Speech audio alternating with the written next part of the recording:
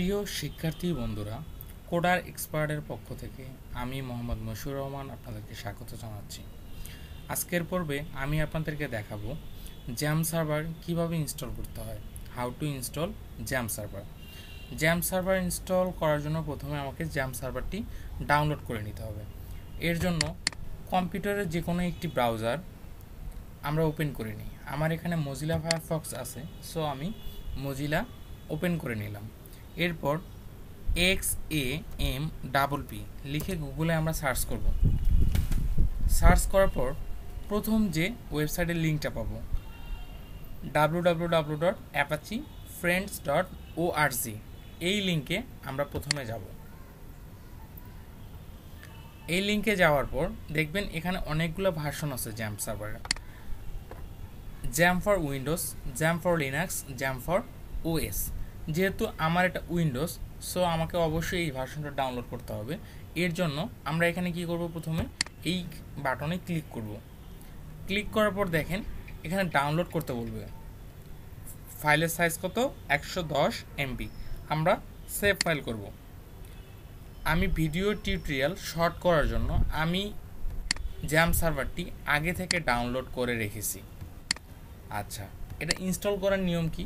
Install করার নিয়ম হচ্ছে প্রথমে জ্যাম সার্ভারটা কোথায় ডাউনলোড করছি এই লোকেশনটা খুঁজে বের করা। তো আমি ডাউনলোড করে ঠিক এখানে রাখছি। তারপর এর উপরে ডাবল ক্লিক করতে হবে। ক্লিক করার পর এরকম একটা পপ আপ আসবে, তখন কোথায় প্রেস করব? ইয়েস বাটনে। ইয়েস বাটনে প্রেস করার পর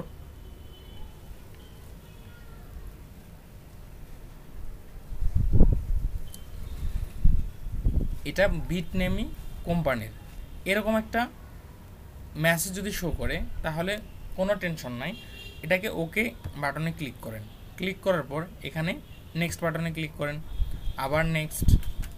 এখন এখানে কি বলছে, সির ভিতরে জ্যাম নামে একটা ফোল্ডার তৈরি হবে, ওই ফোল্ডারে এই সফটওয়্যারটা ইনস্টল হবে। এটা একটা ডিরেক্টরি। আপনি যদি চান অন্য কোনো ডিরেক্টরিতে সেভ করতে, ওই ক্ষেত্রে কি করবেন, ওই ক্ষেত্রে এখান থেকে লোকেশন দেখাই দিবেন। আপনি যদি সি ড্রাইভে না ইনস্টল করে ই ড্রাইভে চান বা ডি ড্রাইভে চান, তাহলে আপনাকে কী করতে হবে, এই লোকেশনটা দেখাই দিলেই হবে। সো আমি চাচ্ছি সিতেই থাক, ওই ক্ষেত্রে কি করব, ওই ক্ষেত্রে এটাকে ক্যান্সেল করে নিলাম। নেক্সট বাটনে ক্লিক করা। বলতেছে কি, the select folder is not empty, please select a different folder. আচ্ছা, এরপর নেক্সট বাটনে ক্লিক করেন, আবার অ্যাগেন শো করবে এটা, কারণ কি আমার এটা ইনস্টল করা আছে। এরপর নেক্সট ফিনিশ করলে এটা ইনস্টল হয়ে যাবে। আচ্ছা, দেখেন কিভাবে বুঝবেন যে জ্যাম সার্ভারটি ইনস্টল হয়ে গেছে।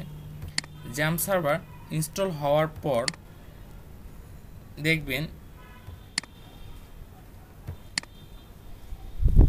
এখানে যাওয়ার পর এখানে লেখেন জ্যাম্প কন্ট্রোল। জ্যাম্প লিখে সার্চ করেন, এখানে কি লেখা আসছে, জ্যাম্প কন্ট্রোল প্যানেল।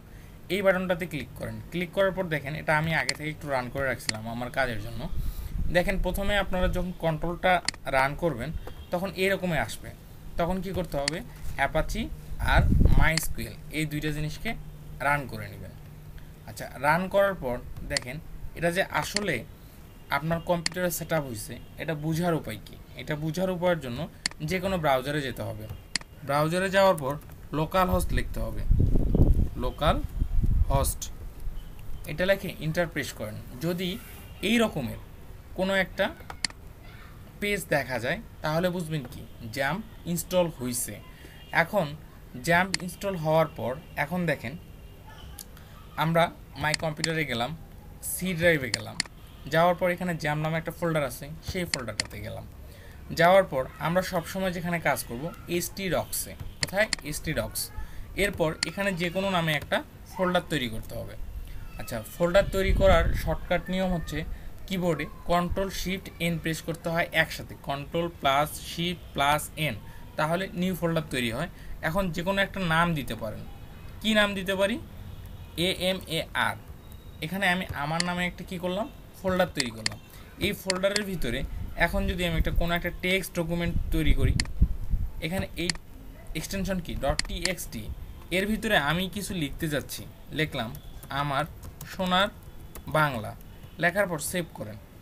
সেভ করার পর আপনি এটা দেখতে চাচ্ছেন, দেখেন তাহলে কিভাবে দেখব? লোকাল হোস্ট স্ল্যাশ ফোল্ডারের নাম কি ছিল? আমার। দেখেন এটা একটা সার্ভার হয়ে গেছে। এরপর কি এইটাকে আমি যদি অ্যাক্সেস করতে চাই এখানে ক্লিক করব, আমার সোনার বাংলা। কিন্তু যদি আপনারা এই কন্ট্রোল প্যানেলটাকে স্টার্ট না করতেন, ওই ক্ষেত্রে কি দেখা যায়? ওই ক্ষেত্রে দেখেন, যদি এখন এটাকে ইন্টার দেন, দেখেন কি আসে। এটা কোনো একটা ওয়েবসাইটে পাঠিয়ে দিতে পারে,